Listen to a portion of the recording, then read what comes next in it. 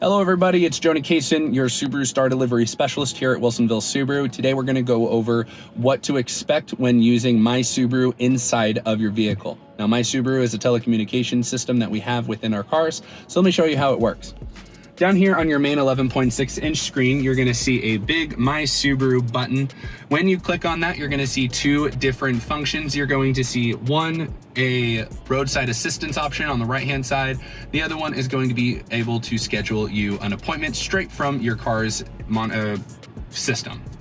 Now, if we move up to where your reading lights are, and if you have a moonroof, your moonroof controls, you're gonna see two different buttons here, a red SOS button and I for roadside assistance. So the I is gonna be information, roadside assistance for you, so you can get someone out there to change your tire, get you a tow, get you some gas, whatever is necessary in your current situation.